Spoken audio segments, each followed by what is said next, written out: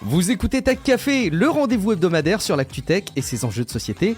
Nous enregistrons cet épisode le 11 janvier 2022 et c'est le numéro 258. Je suis Guillaume Vendée, podcasteur technophile enthousiaste et je voudrais accueillir avec une flûte de mousseux bien frais, rempli à ras-bord, bien entendu, votre chroniqueur favori. Vous a manqué, auteur du livre Machine de jeu, c'est Guillaume Poggiaspala. Salut Guillaume, bonne année et merci beaucoup de revenir dans Tech Café après les fêtes. Mais bien sûr, mais écoute, évidemment que je reviens, bien entendu, et bonne année à toi, bonne année à tous, bonne année à tout le monde, bonne année 2022 avec les deux de 22 qui font des cœurs, ça, vous savez. Oui, c'est beau. Retourner oui. le premier 2, ça fait un cœur comme ça, voilà, ça sera une année love. Ah, écoute, ça va bien. Et puis, je suis sûr que ça y est, on va rompre cette série d'années catastrophiques qu'on a pu vivre. Évidemment, bonne santé à toi, bonne santé à tous nos auditeurs. Écoute, de quoi est-ce qu'on pourrait bien parler en ce début 2022 ? Il faudrait peut-être abandonner, je sais pas ce que t'en penses, mais nos rengaines habituelles des derniers épisodes de 2021. Non. Trouvons autre chose dans l'actu que les NFT, les crypto-monnaies, les scandales Facebook, les scandales méta hebdomadaires. Bon, ils reviendront, on le sait bien, mais pourquoi est-ce qu'on parlerait pas, de ce tweet qui montre 5 chats qui se pelotonnent dans une parabole Starlink ? Parce que la parabole Starlink intègre une fonction qui permet de retirer la neige et le gel, elle chauffe, pour vous assurer de bien capter Internet avec des satellites d'Elon Musk. Et oui, cette image, elle est trop choupinette. Et à la fois très drôle, elle pourrait presque laisser penser que les chats ont un complot secret contre les projets d'Elon Musk. Mais bon, on n'aura probablement pas de quoi faire un épisode avec ça, alors non, on va pas se réduire à ça et on va plutôt se tourner vers cette si belle opportunité que nous offre ce début d'année 2022 avec la tenue d'un CES, donc un Consumer Electronic Show, un salon annuel autour de l'informatique, de la technique et de l'électronique, aussi atypique qu'intéressant sur plusieurs aspects. Il y a des ordis, il y a des composants, il y a des écrans, il y a des voitures, vous allez voir, on va se faire plaisir dans cet épisode. Mais avant de dévorer vos news, je voudrais vous rappeler que si vous soutenez Tech Café sur Patreon, qui est une plateforme de financement participatif régulière, donc qui vous engage à participer sur la durée que vous voulez, mais des petites sommes pour chaque épisode, vous profitez d'un abonnement privé au podcast sans aucune pub avec le chapitrage. C'est sur patreon.com/techcafé. Foncez soutenir Tech Café et garantissez-vous une émission évidemment encore très longtemps, allez, au moins pour tout 2022, on vous le promet. En attendant aussi, on va juste vous relayer un avis Apple Podcast qu'a déposé Julius Corentin. Alors je l'avais mis au chaud celui-ci. Écoute bien, un très bon podcast pour suivre l'actu tech avec une vraie dose d'analyse et pas simplement une revue de presse comme on le voit trop souvent. À ce propos, un grand merci en particulier à Guillaume Poggiaspala pour son travail de décryptage approfondi tout en vulgarisant suffisamment pour les néophytes, et ce sur un éventail de sujets impressionnants, des technos de moteurs électriques aux jeux vidéo en passant par les semi-conducteurs. Bravo, écoute, merci beaucoup Julius et on espère qu'on va être digne de cet avis Apple Podcast. J'en doute pas une seule seconde parce qu'encore une fois, on a un joli programme pour cet épisode avec finalement ce que vous aimez bien de fondamental dans la tech, je crois. C'est tenu donc ces derniers jours le CES 2022, le Consumer Electronic Show, après des éditions bouleversées par la pandémie, forcément. Et puis moi j'avoue, je le disais à Guillaume juste avant qu'on enregistre, que je craignais que ce salon, quelque part, soit un peu abandonné. Il y a eu des abandons avant qu'il se tienne par des grandes marques. Et on pouvait imaginer que cette intention absolue de vouloir le tenir en physique pourrait mettre à mal le bon déroulement. Alors, on va pas dire que ça a été un CES digne des CES qu'on connaissait avant la pandémie. Mais malgré tout, il s'est tenu. Et quelque part, c'était cool aussi. Le format était un petit peu différent. Et en tout cas, on a plein de choses à décrire. Guillaume, comment tu perçois cette édition 2022 du CES? C'était la semaine dernière, c'était jusqu'au 7 janvier à Las Vegas, et c'était en présentiel, une première depuis 20 mois quand même. Alors bien sûr, le virus marque toujours fortement l'événement, les tests sont partout, la fréquentation est beaucoup plus faible, comme tu l'as dit. On entend jusqu'à 5 fois moins en fait de chiffres de visiteurs. Alors, les chiffres officiels sont pas encore sortis, il me semble pas. On avait 2300 exposants contre 4000 initialement prévus, et des dizaines de milliers de visiteurs. C'était plus de 200 000 avant c'était presque 200 000 avant la pandémie, quoi. Donc il y a beaucoup moins de gens, il y a beaucoup plus d'espace aussi dans les allées du salon, qui c'est pas forcément un mal. Et en pleine vogue au micro, hein, évidemment, aussi aux États-Unis, bien entendu. Donc, de fait, il y a beaucoup de grands groupes qui sont pas venus. Il y a Google, Microsoft, General Motors, Lenovo, Nikon, tout ça, ils sont pas venus. Les Chinois, d'ailleurs, sont pas venus du tout. Il y avait personne. Par contre, nous, on y est allés, hein. Et puis alors vraiment beaucoup, même en nombre, puisque du coup... Quand tu dis France, c'est la France, c'est la French Tech. Oui, absolument, la France, la French Tech était présente, c'était même 10% des exposants, du total des exposants. C'est quand même vraiment remarquable. Il y a une vidéo de Pepe Garcia d'ailleurs qui montre plein de nouveautés design in France, et donc pas en Californie. Et d'ailleurs on est très moto, j'ai l'impression en France, puisqu'il montre une motoneige électrique, qui est pas apparemment la première motoneige électrique, hein, ce que j'ai pas trop de mal à croire d'ailleurs. Puis voilà, il y a des trucs nouveaux et moins nouveaux, comme la Chewbacca par exemple, qui est aussi une petite moto électrique qui tente de percer aux US. Alors c'est pas pour la nage, c'est une vraie moto standard quoi. Elle a 50 km d'autonomie, elle a pas de transmission, d'ailleurs tout se fait directement dans le moyeu arrière. Et puis il y a un casque de moto intelligent, le Tali, qui reproduit les feux de stop et les clignotants pour le casque. En fait, sur le casque, il y a des clignotants au feu de stop. Comme ça accroît la visibilité des signaux. C'est sur la tête du gars, tu peux pas le rater, quoi. Donc c'est pas une mauvaise idée. Il y a un mini lave-vaisselle aussi sur les je sais pas comment ça va convaincre les Américains. Mais Bob, en fait, c'est déjà connu. Il est déjà en vente et déjà connu. Pour le coup, ils ont été présentés aux États-Unis pour essayer de le vendre là-bas. Oui, mais j'ai du mal ça. À penser que le public américain va être enthousiasmé par ça. C'est marrant. Si vous connaissez pas Bob, en fait, c'est un lave-vaisselle format cafetière en gros. C'est une grosse cafetière dans laquelle évidemment tu peux mettre quelques assiettes quoi et évidemment c'est un petit format. Tu mets 3 litres d'eau dedans et ça monte le tout à 70 degrés. Enfin l'eau à 70 degrés. Bon, ça fait le lave-vaisselle et voilà. Donc en gros c'est plutôt économique, très compact. C'est pour faire reconnaître effectivement le Bob aux US que Dan est allé au CES. Effectivement, c'est peut-être pas forcément c'est un mode de vie, hein, évidemment. Hein. Si vous êtes une famille de 4, c'est pas un Bob qu'il vous faut. Ou alors, il faut 4 Bob, je sais pas trop. Mais bon, voilà. Donc, il y avait plein de trucs. Il y avait la démo des bacs Circular aussi. Ce Circular, c'est un truc qu'on avait déjà parlé. Je crois une start-up qui était déjà en crowdfunding et qui fabriquait donc une bague. Alors c'est une bague qui surveille le souffle, l'oxygénation du sang. Ce serait une bague pas trop chère, mais avec un abonnement qui donnerait accès à un assistant santé personnalisé. Donc ils sont en phase de production par contre. Hein. Puis voilà, il y a plein d'autres choses, des cartes de visite connectées, en NFC par exemple, des dessous de verre aussi en NFC pour les restaurants, ce genre de choses. Donc voilà, il y avait beaucoup de Français, il y avait aussi beaucoup d'Italiens, hein, beaucoup d'Européens en général, parce qu'il y avait beaucoup d'Italiens, de Hollandais. Alors évidemment, c'est un effort, hein, c'est un investissement d'aller à Las Vegas comme ça. On sent que les Français misent vraiment sur un bon retour d'investissement en termes de visibilité, puis de réseautage. Parce que c'est vrai que même si les gros ne sont pas venus en tant qu'exposants, ils sont quand même venus en tant que visiteurs. Tu vois, par exemple, Amazon, il n'est pas venu exposer rien du tout, hein, mais il y a des cadres qui sont venus en tant que visiteurs, et voilà quoi. Donc 2022, ça marque aussi le retour d'un réseautage en direct, en présentiel. Voilà, et l'absence aussi des gros acteurs, comme tu le disais, permettra peut-être aux plus petits d'émerger un petit peu, de mieux exister. Mais j'ai eu l'impression même quand tu regardes un petit peu les témoignages des journalistes, effectivement, Jérôme Colombin, Pierre Sorel, comme tu le dis, Pepe Garcia, etc., qui ont couvert le CES. Bon, d'ailleurs, on les remercie parce que leur travail, qui est diffusé sur les réseaux sociaux, en vidéo, sur Twitter, etc., nous permet nous de le suivre. Donc c'est évidemment très cool. Et merci aux journalistes qui font ce travail-là. Et on peut au passage leur faire un petit clin d'œil. Et c'est cool parce que ça donne l'impression, en fait, que ce format, j'ai l'impression que ça ressemblerait presque à un format idéal de CES. Alors c'est pas parfait, mais ça ressemble quand même à un environnement où t'as pas l'air d'être oppressé, où t'as l'air d'avoir un petit peu de respiration, un petit peu de possibilité d'échanger, sans pour autant être complètement bousculé. Et j'ai l'impression qu'avant, là où un CES, il fallait plusieurs dates, plusieurs jours en tout cas pour couvrir un tant soit peu ce qui s'y passait, là tu pouvais tout le faire en une journée et puis avoir beaucoup plus le temps d'échanger. J'arrive à me demander si ça nous montre pas le format d'un salon idéal tel qu'on pourrait en rêver finalement. Bon, c'est évidemment contraint par les mesures sanitaires et évidemment que s'il n'y avait pas de limitation sanitaire, les enjeux économiques ne répondraient pas de la même manière. Mais en tout cas, un bon point donc pour ce CES qui s'est tenu. Avec, comme tu le dis, une Fresh Tech qui était présente. Et donc, on a quelques verticales qui se dégagent de ce CES. Il y a, je l'ai dit en intro, hein, selon moi, il y a forcément les affichages, tout ce qui est lié aux écrans, aux rétroprojecteurs, les rétroprojecteurs d'ailleurs, les projecteurs à courte focale, etc. On a un peu l'informatique avec des laptops en veux-tu en voilà.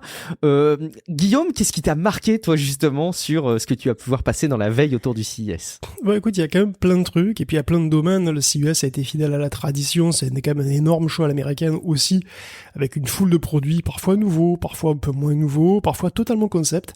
Des trucs qui sortiront le mois prochain, à côté de trucs qui sortiront pour toi si t'es un milliardaire de Dubaï, et puis plein d'autres trucs qui sortiront jamais. Voilà, on va parler de tout ça, je pense, en découpant peut-être en grands domaines, les domaines classiques quand même du CES. En premier, ouais, c'est les écrans, c'est vrai, parce qu'il y a...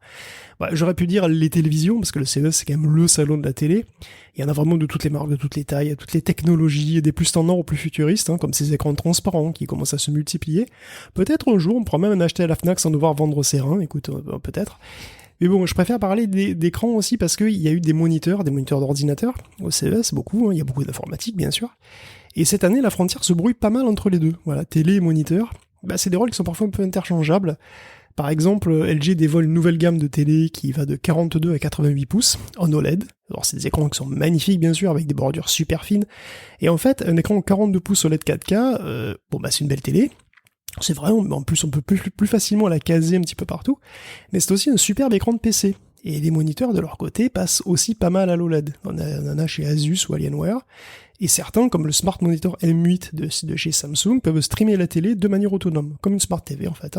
Et en plus on peut magnétiquement attacher dessus une webcam au cas où. Donc après évidemment on a toujours des moniteurs très gaming, avec des spécificités pour ce domaine, donc des moniteurs ROG par exemple à 360 Hz, pour la première fois en QHD. Normalement, c'était évidemment, plus il y a de fréquences ou plus il y a d'images, donc c'est-à-dire que plus le débit au niveau du HDMI doit être important. Ce qui fait qu'en général, les 360 Hz comme ça, c'était avec des résolutions un petit peu plus faibles, donc là, QHD 360 Hz, ça représente un débit quand même assez impressionnant. Et bon, alors, je sais pas si tu l'as vu, mais comment ne pas évoquer le Samsung Odyssey Arc, Il faut qu'on en parle, parce que il donne envie et en même temps il fait gratter la tête, cet appareil. Il faut que tu le décrives parce que même son format est vraiment très original et tous ses cas d'usage sont assez originaux. Il y a une vraie proposition de la part de Samsung là-dessus. En fait, c'est un écran 4K de 55 pouces qui est très courbé. Alors, c'est les courbes qu'on retrouve en général sur les moniteurs gaming, c'est les 1000R, voilà si ça vous parle. Donc c'est vraiment une courbe bien marquée quand même. Sauf que c'est sur une télé 16 neuvième de 55 pouces. Donc ça donne une surface vraiment énorme, très immersive, et en plus on peut le tourner et le basculer en mode portrait. Donc parce que le support est rotatif, donc on peut tourner l'écran à 90 degrés. Et donc, évidemment, quand vous tournez l'écran à 90 degrés, vous avez une courbure légère, vous avez en fait le bord qui part de votre table, et vous avez l'écran qui vous remonte au-dessus de la tête, ni plus ni moins, parce qu'il est vraiment très courbé. Et c'est assez inédit. Alors c'est un tarif qui, j'en suis sûr, ne le sera pas moins, mais c'est une proposition en tout cas qui a vraiment qui est jamais vue quoi. Ça a pas mal marqué. Après, je sais pas s'il y a une énorme utilité d'avoir l'écran au-dessus de la tête, parce que évidemment, c'est plus immersif au-dessus. Vous avez moins de surface autour quoi, mais c'est assez marrant, c'est assez marquant. Je le vois bien comme étant quand même un découpage de plusieurs zones de travail, jusqu'à 4 écrans finalement hyper rapprochés. Et je crois quand même qu'il y a pas mal de cas d'usage. En fait, les publics qui sont amenés à faire du développement, mais aussi du gaming, à faire tous ces types d'activités de production sur un ordinateur, peuvent assez vite s'y retrouver. Je me posais quand même la question, mais qui est pas spécifique d'ailleurs à cet écran. Je fais une petite parenthèse, une petite digression dans J'ai le secret, Guillaume, mais il faut quand même des machines qui ont quand même pas mal de ressources sur le plan graphique pour faire tourner des affichages de cette taille avec des telles résolutions, non ? Pas du tout. Non, sur le 4K, n'importe quel maintenant, n'importe quel. Évidemment, ça dépend dépend de quoi tu parles. Si tu veux faire tourner un jeu récent 4K en très très bonne qualité et tout, là oui, il va te falloir effectivement une grosse carte graphique. Par contre, si tu veux faire tourner juste si tu veux avoir juste une fenêtre navigateur, une fenêtre mail, plein de fenêtres et tout. Non, n'importe quelle carte graphique intégrée capable de piloter de la 4K sous Windows pour avoir de la bureautique étendue comme ça. Non, ça vraiment, il n'y a aucun souci. Par contre, ce que tu dis est intéressant parce que oui, effectivement, il y a un cas le cas d'usage, c'est évidemment du multitâche avec plein de, faire du multi-écran avec un seul écran. Et finalement, effectivement, d'un point de vue professionnel, c'est très courant d'avoir un écran en mode portrait plutôt qu'en mode paysage, ça peut être très pratique. Et de manière plus réaliste, d'ailleurs, il y avait d'autres modèles qui étaient plus crédibles, on va dire, en tant que truc de tous les jours, quoi. Et d'ailleurs, on s'orientera peut-être, si on voulait, vers le Dual Up de LG, qui a un écran de presque 28 pouces, mais qui est quasiment carré. Donc c'est du 16/18e, donc voilà, quasiment carré. La résolution c'est 2560 par 2880 et l'usage de base c'est la multitâche, donc c'est double écran empilé, mais c'est double écran en fait, c'est deux 16 neuvième l'un sur l'autre. Comme ça se dit 16/18e, c'est 2 fois 16 neuvième en fait. Alors, c'est très nul pour les jeux vidéo, ça c'est sûr. Pour le boulot, ça peut être très cool, finalement, parce que voilà, tu vois, tu peux effectivement avoir un double écran en un seul écran, si tu préfères avoir Et puis c'est vrai que avoir un écran carré... Ça n'existait pas déjà, ce format-là, il me semble avoir déjà vu des choses comme ça. D'ailleurs, chez LG... Le 16-18e, je sais non, pas exactement si ça existait. Après, oui, c'est vrai que tu peux très bien faire la même chose avec un écran 16-9e basculé, quoi, tu vois. Là, c'est un écran carré, donc c'est un petit peu original. Bon, après, voilà, Bon, il y avait des moniteurs un petit peu comme ça. Après, il y avait aussi beaucoup de moniteurs gaming, des moniteurs gaming qui ressemblent d'ailleurs pas mal à des télés. Bon, Samsung et Alienware, par exemple, ils offrent des moniteurs QD OLED. Quand je dis offrir, c'est une façon de parler, parce que c'est pas cadeau du tout, franchement. Ils mettent à disposition le fait oui, qu'on voilà, puisse ils sont l'acheter gentils, et que les constructeurs puissent l'acheter. Ils vous offrent un truc. Non. Mais bon, ouais, le CES, c'est l'arrivée fracassante, donc justement, d'une nouvelle technologie, puisqu'on en parle, une nouvelle technologie d'écran chez Samsung et Sony pour les télés, par exemple, en premier. C'est le QD OLED. Alors, QD OLED pour Quantum Dot OLED.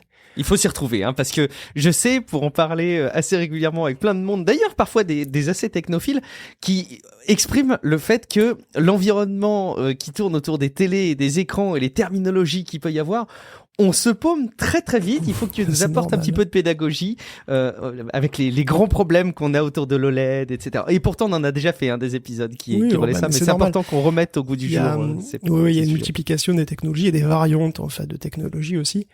Donc ouais, si vous connaissez la technologie OLED, je suppose, oui, vous avez une idée de ce que c'est, ça se vend depuis des années maintenant. Il y a l'histoire des quantum dots ou des boîtes quantiques en français dans le texte. Alors, évidemment, il y a plusieurs technologies d'écran, il y a une multitude de variantes et de raffinements, il y en a presque autant que de constructeurs et de gammes. Alors le go de la troupe, c'est encore un LCD, voilà, tout simplement. Alors le LCD, vous connaissez sans doute le principe, c'est qu'une source de lumière blanche est modulée en intensité par une couche de cristaux liquides, puis filtrée selon les couleurs primaires pour former des sous-pixels rouge, vert ou bleu. C'est une techno ancienne, peu chère, éprouvée, qui avait, voilà, avec ses raffinements, et comme les écrans IPS par exemple, ça atteint un très bon niveau de qualité. Mais bon, il y a quand même des défauts qui sont un petit peu inhérents à ça, c'est les angles de vue, qui sont pas géniaux de base. Il y a les filtres colorés et la polarisation, les filtres polarisants, parce que tu es obligé de polariser la lumière en fait pour la moduler par les cristaux liquides. Tout ça, la polarisation donc et les filtres colorés, ça fait que selon l'angle où tu regardes l'écran, ça déforme les couleurs. Donc il y a aussi le fait que la lumière passe par plusieurs couches, tout ce que j'ai dit quoi. Et donc chaque couche absorbe une partie. Donc c'est pas évident d'avoir de très haute luminosité sans consommer énormément avec le rétroéclairage, d'envoyer très fort. Et donc de chauffer, de consommer plus que de raison. Et pour couronner le tout, il faut des fils aussi, pour piloter tout ça, la logique des cristaux liquides. Et donc il faut des connexions, du câblage, pour piloter. C'est très fin, mais pour piloter chaque pixel. Donc en fait, tout ça c'est devant le rétroéclairage en quelque sorte. Donc ça absorbe aussi d'autant plus que l'écran est dense, c'est-à-dire à haute résolution par pouce. Et puis évidemment, vous savez tous aussi que le noir n'existe pas vraiment sur un écran LCD, puisque le rétroéclairage n'est jamais occulte, n'est jamais totalement occulté. En fait, c'est le LCD qui l'occulte. Il occulte comme il peut, mais évidemment, il passe toujours un petit peu, ce qui fait que les contrastes ne sont jamais optimaux. Donc c'est une technologie transmissive. On transmet la lumière du rétroéclairage en la modifiant. Et face à ça, on a des technologies qui sont émissives, où chaque pixel est une petite lampe, tout simplement en lui-même. Alors le Graal, ce serait que chaque petite lampe puisse être soit verte, soit rouge, soit bleue, et puisse être modulée indépendamment comme on veut, et soit très puissante. Globalement, le seul Graal s'appelle le micro-LED, et ça existe déjà, mais c'est pas évident à fabriquer, c'est surtout un très grosse surface, à prix convenable. Donc pour l'instant, et bon, depuis un moment, évidemment, parce qu'avant que les micro-LED ne soient même possibles, il y avait ce qu'on appelait le OLED.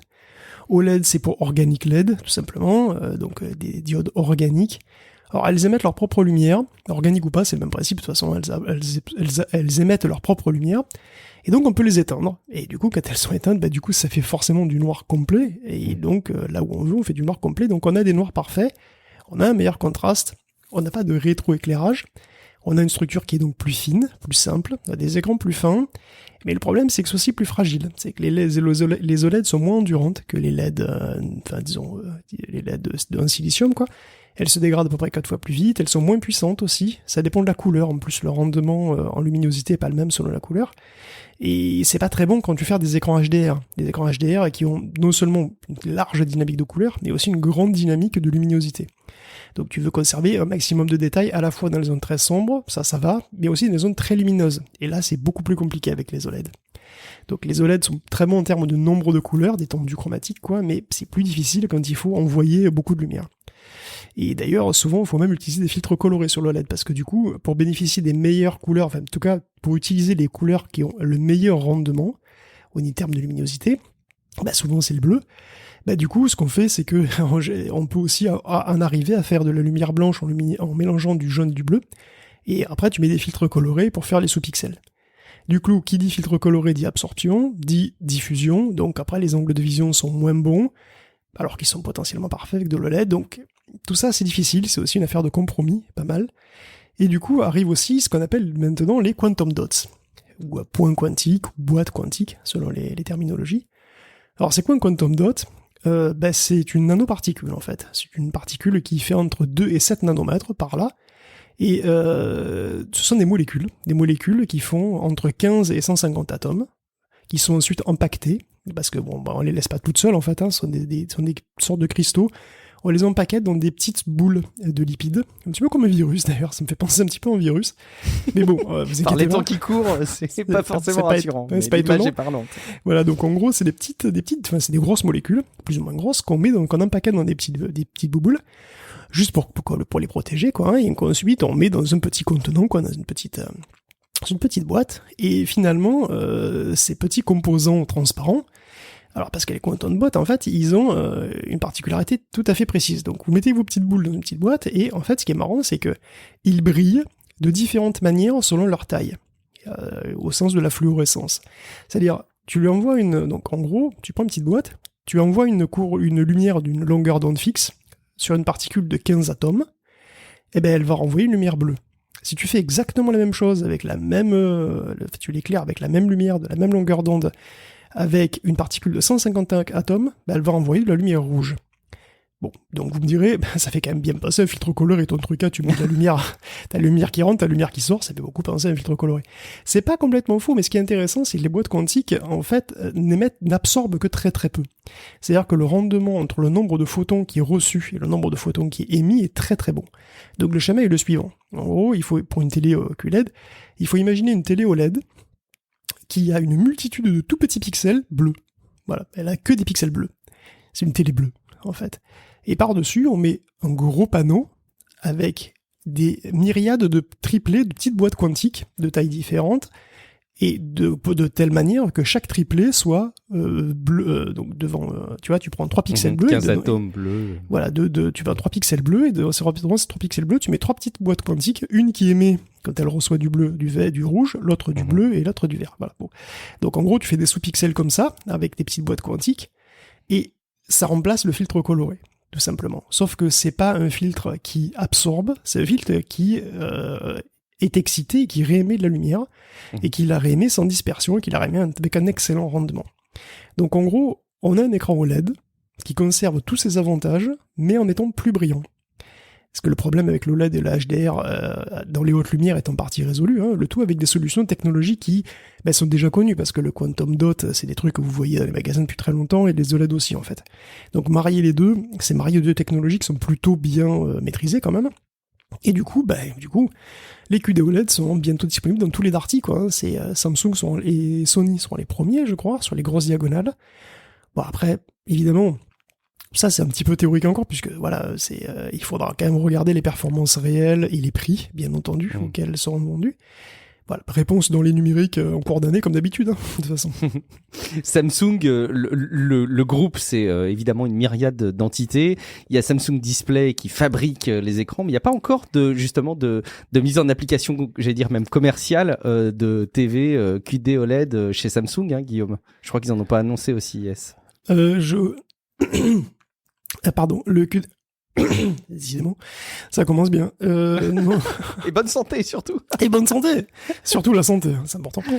Ouais, non, je crois qu'ils en ont pas annoncé. Les télés, moi je crois que j'ai vu Sony et Samsung, et puis j'ai vu des moniteurs aussi. Après, j'ai pas mis le détail, parce qu'ils voulaient le détail, c'est mieux d'aller voir les articles carrément, quoi. Parce que si on fait la liste, tu sais, ça fait. Ouais, c'est pas très radiophonique, c'est pas très podcastique. Ok, on peut peut-être parler aussi justement des projecteurs. Moi, j'ai vu Pepe Garcia qui nous montrait de manière... C'est un format assez classique, hein, j'allais dire quand même, mais il nous montrait le Jimmy Aura. Donc Jimmy, c'est la marque. La marque Jimmy et le modèle Aura. Ça a l'air de toute façon d'être des technos qui sont assez populaires dans les pays asiatiques. J'ai l'impression les projecteurs laser. Donc là, c'est un projecteur laser 4K qui fonctionne à wobulation. Donc j'ai découvert le terme. En gros, c'est qu'il recompose plusieurs images. Il triche un peu avec notre regard pour arriver à nous faire composer une image de 4K. Ultra courte focale, jusqu'à 150 pouces. Tu peux l'espacer du mur que de quelques centimètres. Je crois que c'est une vingtaine de centimètres. Et puis surtout, il se calibre tout seul. 2400 lumens, Android TV. Bref, super produit. Mais il y a Samsung aussi qui a fait une proposition de projecteur, alors qui va pas si loin en matière de performance graphique, mais qui est quand même hyper bien pensé, je trouve, qui est assez original. Est-ce que tu peux nous le décrire ? Ouais, c'est pour le fun en fait, c'est le projecteur Freestyle. Donc c'est un vidéoprojecteur 1080p qui est très compact, projecteur qui fait même pas cool. 1 kilo. Il est très cool, effectivement. Donc il se casse partout, même dans une douille de lampe. En fait, tu prends ta lampe, tu vires ton ampoule, tu le mets directement, voilà, comme ça. En fait, si t'as un truc au-dessus de ton bureau, ce que tu peux faire, c'est que tu peux le mettre sur la lampe au-dessus de ton bureau et pouf, tu projettes sur la table un écran, voilà, pourquoi pas. Bon. Écoute, en général, quand tu décris un cas d'usage en terminant par pourquoi pas, je sais qu'il y a bon nombre de personnes qui peuvent être sceptiques, mais bon. Ouais, un vidéoprojecteur en 1080p, bon, après, c'est aussi pour le fan. C'est vrai que lui aussi, il adapte automatiquement le focus et il corrige automatiquement le trapèze. Donc tu l'orientes sur une surface, c'est un écran, voilà, c'est aussi simple que ça. C'est pas pour les cinéphiles, donc évidemment, c'est plutôt pour la vidéo casual ou d'ambiance. Un truc très versatile et très cool. Enfin, le prix est pas si cool que ça, puisque le Freestyle, il est fait quand même $900. Ce qui est quand même assez élevé pour un prix, pour un truc qui est 1080p. Et bon, bien sûr, il y avait des NFT aussi dans les télés. Mais oui. Il était temps qu'on y vienne, parce que d'ailleurs c'est un des premiers éléments qu'on a vu passer quand on a commencé à suivre les actus du CES. On en parlait brièvement avec Cassim dans l'épisode précédent là de Tech Café, mais effectivement t'as l'impression qu'il y a une forme de malédiction qui vient comme ça pointer le bout de son nez en début 2022 en disant coucou, vous m'aviez oublié, je suis là, ce sont les NFT. Alors Guillaume, des NFT dans les télés. Décris-nous ça. On est en 2022, écoute, comment tu veux pas caser des NFT dans une télé? Bien sûr, Samsung prévoit d'en inclure donc le support pour certaines plateformes de NFT, dans des smart TV tout simplement. Donc voilà, en gros, sur ta télé, tu pourras une sorte d'agrégateur de NFT sur ta télé, je sais pas trop. Mais il n'y a pas que lui, il y a Netgear aussi. Et oui, Netgear, les gens qui font des trucs réseau, qui fait aussi apparemment des cadres photo numériques et qui est persuadé que c'est devenu la raison d'être de sa gamme Mural, qui sont des cadres photo numériques, et qui, comme tous les cadres photo numériques, affichent des JPEG, et voilà, et comme un NFT, grosso modo, c'est un lien vers un JPEG, oui, pourquoi ne pas afficher les 10 JPEG dans un cadre photo numérique qui a l'innovation incroyable, j'en suis bouleversé. Bon, j'imagine que tu as déjà fait tes pré-réservations et tu nous diras ce que tu penses de l'affichage de toute ta collection de NFT sur ces nouvelles technologies d'affichage, Guillaume, dans ton salon. Allez, on a d'autres concepts plus informatiques pour le coup qu'on va relayer avec... Il faut vraiment qu'on décrive ce boîtier PC, Guillaume, qui est diablement sexy, très original, qui à coup sûr fera ravir les gens qui passeront chez vous. Décris-nous cette proposition, la Kinetic Case. Oui, parce qu'il y avait aussi des ordinateurs au CES, même des ordinateurs de bureau, ils sont vivants. Ils sont tellement vivants qu'ils bougent. Et oui, parce qu'il y avait cette fameuse Kinetic Case de Cyberpower. C'est un boîtier de PC avec des évents motorisés. Alors, il y a pas moins de 18 moteurs pour ouvrir et fermer 3 grosses ouvertures, d'aération qui sont garnies de fines ailettes qui bougent telle une farandole de papillons dorés afin de réguler automatiquement les flux d'air. Me demandez pas le prix, je le connais pas, mais ce truc est censé être un vrai produit, à la différence par exemple du concept Razer de l'année. Razer c'est un coutumier du fait, régulièrement il propose des concepts cool, qui ne débouchent sur absolument rien, parce que sont souvent largement trop ambitieux en fait. Et c'est pas cette année que ça va changer, parce que le dernier en date c'est Sophia, c'est un bureau modulaire. Quand je dis un bureau, je dis un vrai bureau en dur, pas le bureau Windows. Un vrai bureau, un vrai meuble, dans lequel vous pouvez enficher des trucs qui pourraient être des caméras, des accessoires de montage, des écrans tactiles, pour tout et n'importe quoi, des accessoires gaming, une tablette graphique, etc., etc. Donc le tout est noir glossy, façon très trône, surmonté d'un énorme écran, et il y a une 65 ou 77 pouces. Ouais, c'est quand même, c'est bel écran. Et la partie machine, parce qu'évidemment, il y a aussi une partie machine pour mettre le boîtier PC, ce sera un petit boîtier de format mini qui pourrait être attaché sous le bureau de manière magnétique. Tu remplaces au gré des besoins directement.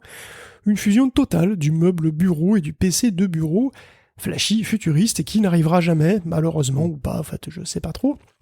Mais bon, il y avait des trucs futuristes, il y en avait pas mal, hein. Mais fait, hein.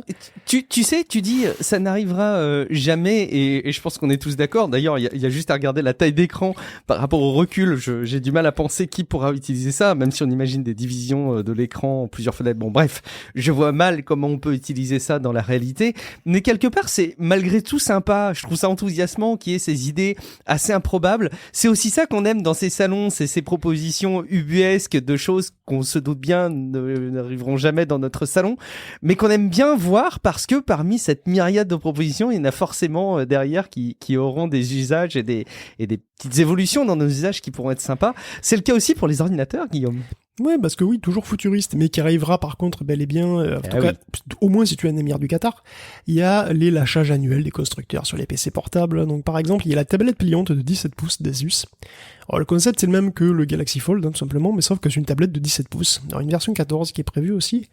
Donc tu peux l'utiliser telle quelle, comme une grosse tablette, ou avec un clavier devant toi pour avoir un PC écran géant, écran 17 pouces quoi, que tu peux replier complètement et qui du coup est assez facile à transporter de manière assez compacte. Ou alors tu peux le plier à moitié pour avoir une sorte de PC clamshell avec un clavier virtuel, ou ce que tu veux d'ailleurs, en bas, et puis un écran assez respectable encore en haut. Alors, vous allez me dire, ce concept est une nouveauté? Pas du tout. Et vous avez raison, pas du tout, puisque le Lenovo X1 l'an dernier faisait exactement pareil. Alors la différence c'était que le X1 était 13 pouces 3, ce qui donnait un clavier assez minuscule quand tu le coupais en deux, en mode PC, et puis l'autonomie était bof, et que le prix était houille. Je vais faire ça maintenant, je vais plus utiliser que des onomatopées. Parce que tu vois, un mot et paf, tu vois. J'adore. Donc voilà, l'Asus sera plus gros, donc peut-être mieux utilisable comme PC. Il est aussi plus puissant, évidemment c'est encore i7 de 12e génération, donc avec des cœurs économes d'Intel. Par contre, au second trimestre, on connaîtra le prix, et là, badaboum. Ouais. Ça marche terriblement bien, tu peux garder à mon avis cette nomenclature, elle fonctionne très bien. Alors attends, moins extrême mais toujours exubérant. Alors je sais pas si t'as vu, je sais pas si te fait plus de l'œil. T'as vu le Lenovo ThinkBook Plus Gen 3. Je sais, c'est long, c'est on dirait un titre d'animé. Déjà, c'est un PC ultra wide. Quand c'est un écran 21/10 de 17 pouces, donc c'est quand même une rareté quoi. La résolution c'est 3072 par 1440, c'est un PC ultra large mais qui offre un clavier relativement petit et étroit parce que il y a un deuxième écran à la place du pavé numérique. En fait c'est un écran tactile qui est beaucoup plus gros que le pavé numérique, hein. Il prend toute la hauteur et dessus tu peux afficher un pavé numérique par exemple virtuel, mais aussi bien sûr tout ce que tu veux, une calculatrice, des raccourcis pour ton appli de productivité favorite, des notes, une app de dessin parce qu'il y a un stylet même, voilà, le monde est à vous avec le Lenovo Machin Plus Gen 3. Et ça c'est dès le mois de mai pour 1400 balles, qui est un prix quasi abordable pour un monstre pareil, bien qu'il n'ait pas de carte graphique particulièrement puissante. Mais bon, voilà, ça c'est pour les trucs Ils auraient pu pousser plus loin, ça n'aurait pas été choquant au niveau du prix. Enfin, je m'attendais à la limite à pire, pour être honnête. Mais on est d'accord. Bon après, il y a les gammes quand même pareilles mais un peu différents. Donc t'avais le XPS 13 Plus, qui ressemble à un XPS 13, mais avec plus ni touchpad ni barre de touche de fonction en haut. Donc le touchpad est invisible en fait, il est haptique. Donc tu cliques là où tu es, et la barre de fonction elle est remplacée par une barre tactile avec des boutons sensitifs pour le volume, l'éclairage, tout ça. Apple s'y est frotté avec les MacBooks et on est un petit peu revenu. Bon, pas pour les trackpads. C'est un choix un peu casse-gueule, je trouve, parce que le touchpad, pas de touchpad, déjà, pas savoir où il est, ça va être un peu déroutant, personnellement. Et puis, perso, j'utilise beaucoup les touches de fonction, F3, F5, F11, F4, voilà quoi. Donc, j'ai pas du tout envie de les voir remplacés par des petites icônes. Bon, voilà. Donc, nettement plus sexy, je trouve, le Zephyrus, les Zephyrus, qui sont des portables gaming, mais qui deviennent, avec l'adjonction d'une webcam, ça y est, enfin, donc des portables polyvalents aussi. Voilà, il y avait, alors évidemment, ils sont suréquipés, hein, vous doutez, DDR5, Ryzen 9, RTX 3080 Ti, sur des écrans 16 dixièmes à 120 Hz, bord ultra fin, webcam, et pas de notch. enfin moi je dis ça, je dis rien, hein. Ce serait marrant de voir... Je pense à toi à chaque fois que je les vois maintenant, les écrans, tu sais, Borderless de chez Dell ou les autres là, et où ils disent qu'il y a tout ce qu'il faut en matière de webcam et de quoi faire du Windows Hello, donc de la reconnaissance pour déverrouiller son ordinateur. Et effectivement, je repense à ce que tu disais des MacBooks. Bon. Ce sera marrant de voir effectivement des matchs d'autonomie entre Zephyrus et les XPS, puisqu'il y en a sous AMD et il y en a sous Intel. Donc là, entre les derniers Ryzen 9 et les derniers Intel de 12e gen, ce sera marrant de voir un petit peu s'ils ont fait des gros progrès. Voilà, enfin bon, pour conclure sur les PC, on pourrait citer le ThinkPad Z. Pourquoi ? Parce que c'est un portable plutôt boulot, plutôt sexy pour un portable boulot, équipé en AMD, et qui a la particularité d'inaugurer un truc qu'on va sans doute voir se répandre rapidement sur les PC Windows, c'est la puce Pluton. Alors, c'est Microsoft qui l'a conçue pour protéger ses Xbox à la base. C'est une puce de sécurité qui est un petit peu analogue à une puce TPM. Donc, elle peut stocker des mots de passe, des clés cryptographiques, des données sensibles, en résumé. Bon, pas directement votre historique web, mais bon, admettons que vous utilisiez BitLocker pour chiffrer votre disque dur, et donc votre historique web peu glorieux de fin d'année, la clé de chiffrement est typiquement chargée non pas sur le disque dur lui-même, où elle pourrait éventuellement être retrouvée, mais sur la puce TPM. Et donc TPM, ça va être Trusted Platform Module. Donc si on extrait le disque dur de votre PC, de toute façon ça sert à rien, puisqu'il n'y a pas la clé, c'est impossible de la déchiffrer. Par contre, mais si on ouvre le bit de votre machine et qu'on plante comme des barbares des électrodes aux bons endroits pour écouter ce que dit la puce TPM à la carte mère, on peut éventuellement encore retrouver les clés. Donc pour éviter ce genre de bidouillage, Microsoft a conçu la puce Pluton, qui est destinée à s'intégrer directement au cœur du processeur, enfin au cœur du système sur puce, abrité dans le petit boîtier, voilà, plastique tout mignon, qui renferme le cerveau de votre ordinateur. Alors, c'est des trucs qui plus ou moins Apple et Google ont aussi exploré, puisqu'il y a des solutions, par exemple chez Apple c'est le T2 qui s'y colle. AMD, un petit peu comme Qualcomm, finalement, continue de renforcer ses liens avec Microsoft, et puis donc il a intégré dans ses Ryzen 6000 Pluton. Voilà, c'est cette plateforme-là qui est donc une sorte de TPM complètement intégrée, quoi. Donc le résultat, évidemment, c'est que les clés sont stockées directement dans le processeur, donc elles transitent plus, et donc la plateforme est plus sûre. Bon, après, faudra voir un petit peu à l'usage aussi si ça nuit à la réparabilité. Je sais pas. Après, je sais pas jusqu'où ils vont aller. Je sais pas, un PC, c'est pas une console après tout. Tu sais, on avait déjà discuté de ça, mais puis Lenovo, c'est vrai qu'il a quand même un peu changé ces dernières années. C'était des produits très robustes et faciles à ouvrir, à réparer. Les Lenovo pendant très longtemps. C'est plus trop le cas aujourd'hui. Donc, à cette lumière, le fait que Lenovo soit parmi les premiers intégrés Pluton, bon, à voir. Oui, en tout cas, tu es cohérent dans ta prise de position, dans laquelle tu es amené à critiquer peut-être les choix d'Apple qui enferment l'appareil derrière une espèce d'enclave et dans laquelle on ne peut pas intervenir. Effectivement, on a des constructeurs qui sont pas Apple, mais qui suivent un petit peu cette démarche-là, sans doute pas avec le même curseur, mais la direction est probablement la même.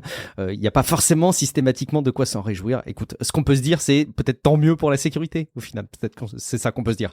En tout cas, tu as fait une intro parfaite pour nous amener à aborder, j'allais dire ton cœur de métier, ton savoir-faire, ton expertise, Guillaume. C'est celle des composants, parce que oui, le CES, c'est aussi l'occasion de parler un petit peu des nouvelles générations de composants. Et évidemment, on ne peut pas traiter ce CES 2022 sans aborder ce que nous propose notamment AMD, Intel, Nvidia. Alors, qu'est-ce qu'il y a du côté de AMD, Guillaume ? Ouais, c'est pas ma faute. Qu'est-ce que tu veux ? Les constructeurs de puces aussi, ils ont fait plein d'annonces au CES, donc voilà. Ils ont bossé en 2021, alors ils présentent un petit peu leur devoir. Après tout, c'est normal. C'est logique. Donc AMD, on commence par AMD, qui donc a annoncé ses Ryzen 6000 en Zen 3+, en 6 nanomètres.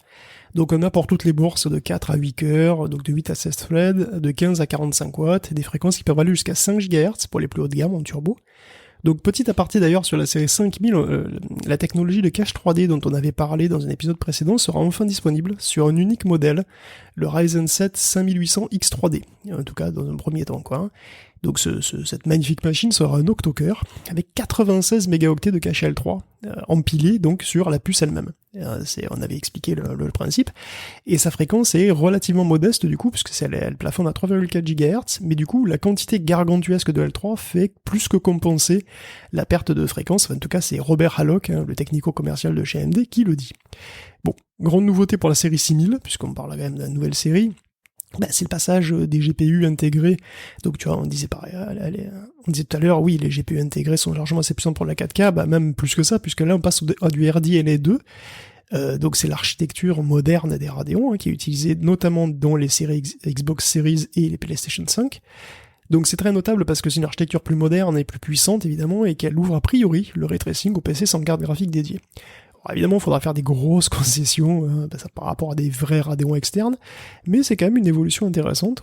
Et puis voilà, AMD a aussi évoqué le futur. Le futur évidemment c'est l'après AM4. Alors la plateforme AM4, donc sur laquelle il y avait les Ryzen jusqu'à maintenant, va se retirer après, je sais pas, presque 7 ans de bons et loyaux services.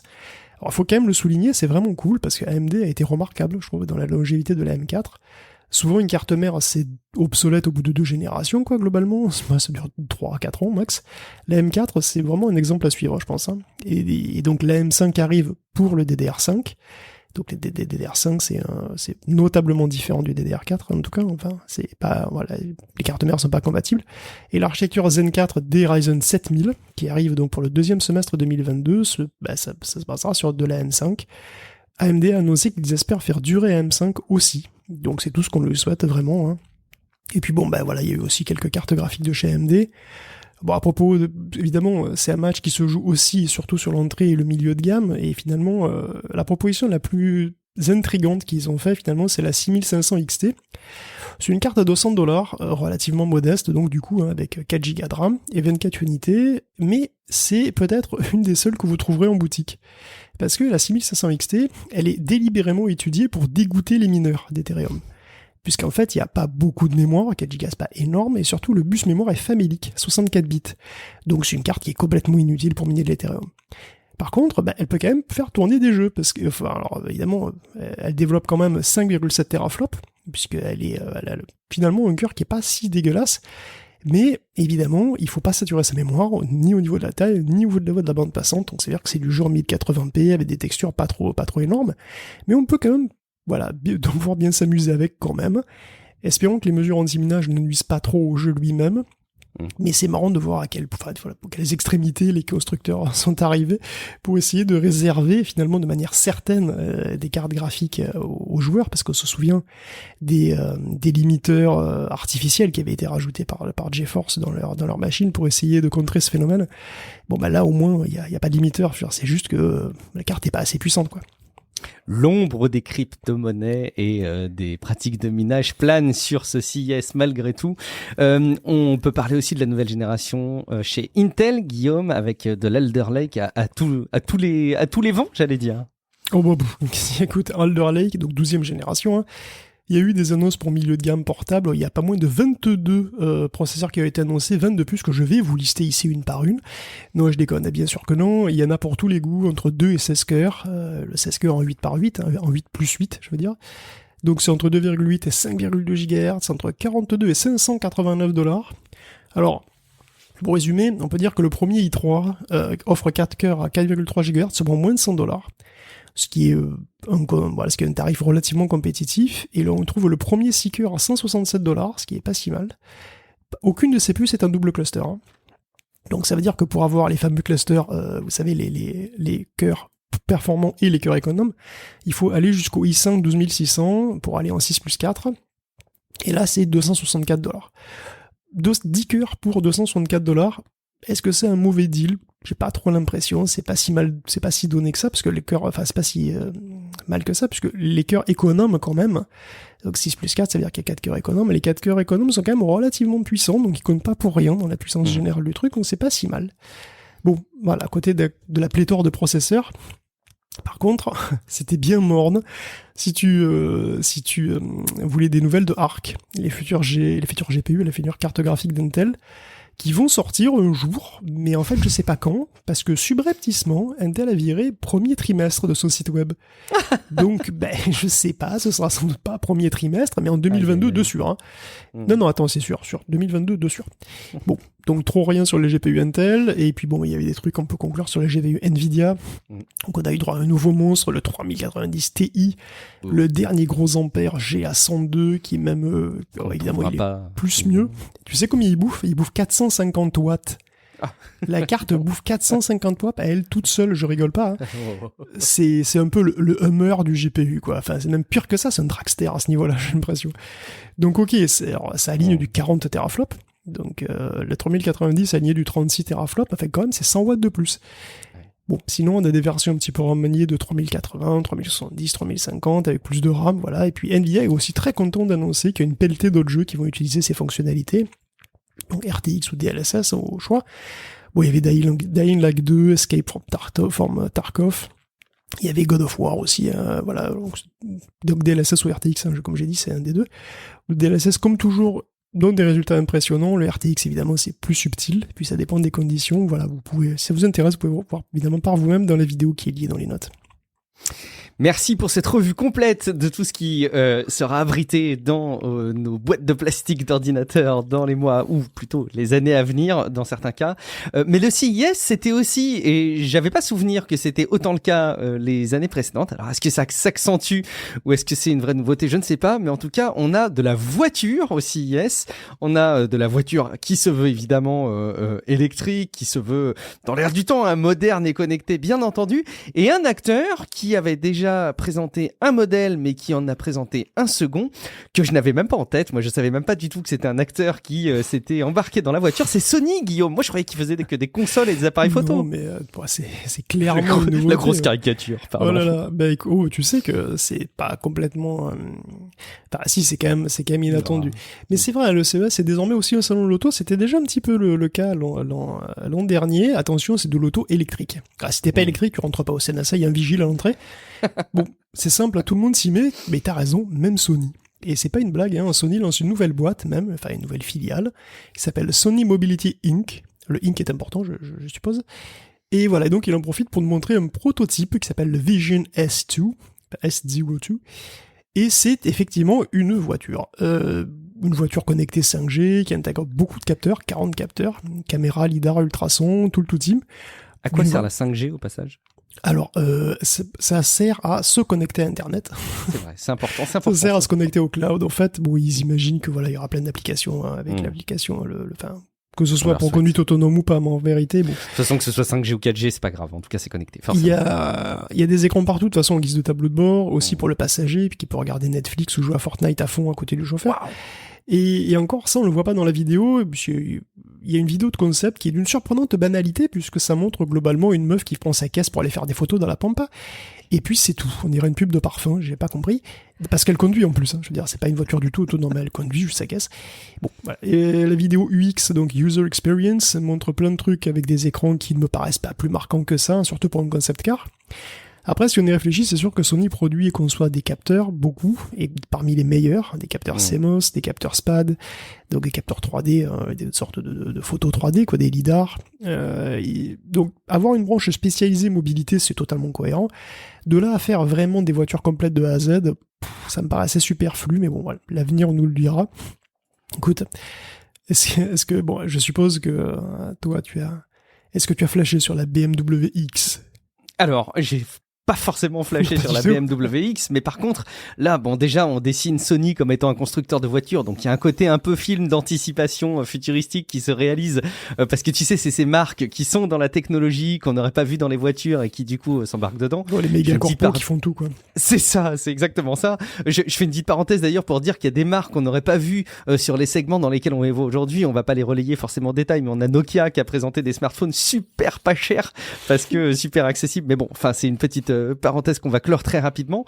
Mais effectivement, j'ai vu aussi la présentation de ce BMW qui, un coup t'es blanc, un coup t'es noir, un coup tu changes de couleur, et ça va être un enfer pour les autorités. Décris-nous ce véhicule surprenant, Guillaume. Ben moi, je dois bien dire que ça concrétise un petit rêve que j'ai depuis que les liseuses existent en fait. Hein, c'est avoir du papier peint personnalisable à la volée comme ça. Mais c'est vrai. Ben ouais, pourquoi pas après tout. Tu vois, tu récupères des cannes de LHS à la dizaine, tu vois, à la brouette. Tu extrais les écrans, tu les colles sur tes murs. J'espère que t'as pas une trop grosse pièce quand même. Tu les raccordes à des Raspberry Pi, tu te casses la tronche pour un code qui divise l'image que tu veux mettre et piloter tous les écrans. Et hop, ben voilà, ton mur devient une œuvre au fusain dynamique comme ça qui change à l'envie, qui consomme presque rien. C'est Total Recall, ça, dans le film Total Recall avec Schwarzenegger. Ouais, alors c'est peut-être en couleur, mais moi je pars petit en noir et blanc, ça va suffire. Et puis voilà, ouais, c'est beau, ça consomme presque rien, à la différence de certaines télés encadrées d'une certaine marque que je ne nommerai pas. Et bon, cette idée que j'aimerais donc voir réaliser un jour de manière moins bricolo que ce que je viens de décrire, BMW l'a presque fait avec sa iX, qui est recouverte d'encre électronique. Donc elle peut être noire, blanche ou grise à l'envie. Par contre, c'est dommage, mais bon, ça se comprend, pas question de recouvrir sa bagnole avec des dizaines de fleurs de magnolia, parce que les pixels sont pas pilotés individuellement. Bah, évidemment, tu imagines la connectique qu'il faudrait si c'était le cas. Même si c'était des modules, c'est une bagnole, donc les surfaces sont courbes, sont arbitraires, c'est une catastrophe. Donc globalement, on a juste un seul gros pixel, et c'est la voiture elle-même. Bon, c'est déjà super cool d'avoir une voiture blanche, un bit, mais c'est déjà pas mal. Et parce que finalement, c'est une voiture qui renvoie en été mieux les rayonnements si tu la mets blanche, et puis en hiver, tu la mets noire et ça perd moins de chaleur. Et puis c'est le swag, voilà, c'est tout. C'est un swag qui va probablement rester dans tes rêves parce que c'est un proto et qu'il n'y a pas vraiment de projet de commercialisation. Mais c'est beau quand même. Et puis pourquoi pas, peut-être que ça pourra se démocratiser dans un futur. C'est aussi ça le CES. Tiens, pour continuer dans la famille des parenthèses, je voudrais défendre un tout petit peu Samsung avec The Frame que tu incrimines sans pour autant les nommer, mais moi je le fais parce que j'ai découvert, je le savais pas, qu'il y avait un capteur de présence et qu'en gros c'est une télé qui malgré tout s'éteint plus souvent qu'on ne le pense. Alors oui, elle s'affiche pour une image fixe alors que t'as pas forcément besoin ou envie de regarder la télé, mais je voulais aussi préciser cet élément parce que je pense qu'il n'y a pas grand monde qui savait cette fonctionnalité-là. Et puis, peut-être pour couronner cette revue de ce qui nous a marqué sur les voitures, est-ce que tu as relevé, toi, dans la veille, Guillaume, il y a ce concept car longue portée de Mercedes. Ouais, la Vision X. Alors, je sais qu'il y a que des X partout, c'est EQXX cette fois. Alors, les noms sont pourris pour tous les produits qu'on a cités jusque-là, à part le Chewbacca, je pense que ou le Bob, mais qui n'est pas une nouveauté. Voilà. Mais par contre, les noms de produits sur ce CES sont catastrophiques. Je parle même pas des noms d'écran. Bref. Vision. Le Vision X, XX, je m'en fous.